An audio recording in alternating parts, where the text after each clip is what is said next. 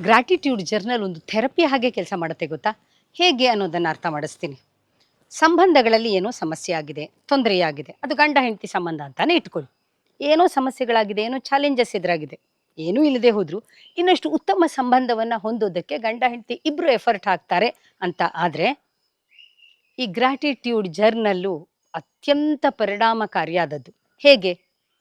ಗಂಡನ ಎಷ್ಟೊಂದು ಒಳ್ಳೆಯ ವಿಚಾರಗಳ ಬಗ್ಗೆ, ಒಳ್ಳೆಯ ಸಂಗತಿಗಳ ಬಗ್ಗೆ, ಗಂಡ ತನಗೆ ಮಾಡಿದಂತಹ ಎಷ್ಟೊಂದು ಆದಂತಹ ಅನುಕೂಲತೆಗಳಿರಬಹುದು ಅಥವಾ ಕೆಲಸಗಳಿರಬಹುದು, ಸಹಕಾರ ಇರಬಹುದು, ತೋರಿಸಿದ ಪ್ರೀತಿ ಇರಬಹುದು.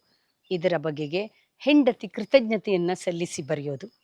ಹೆಂಡತಿಯ ವರ್ತನೆ, ಅವಳಿಂದ ತಾನು ಕಲಿತಂಥದ್ದಿರಬಹುದು, ಅವಳು ನಿತ್ಯವೂ ಮಾಡುವ ಅಡುಗೆ ಇರಬಹುದು, ಅಥವಾ ಅವಳು ತೋರಿದ ಪ್ರೀತಿ ಇರಬಹುದು, ತಾಯಿಯ ಹಾಗೆ ಮನೆಯನ್ನ ಸಲಹತಾ ಇರೋದಿರಬಹುದು. ಇವೆಲ್ಲವುಗಳಿಗೂ ಗಂಡ ಕೃತಜ್ಞತೆಯನ್ನ ಸಲ್ಲಿಸಿದಾಗ ಅದು ಎಷ್ಟು ಸೊಗಸಾಗಿ ಆ ಸಂಬಂಧ ಇನ್ನಷ್ಟು ಚೆನ್ನಾಗಿರುತ್ತೆ ಗೊತ್ತಾ? ಪ್ರಯತ್ನ ಮಾಡಿ ನೋಡಿ.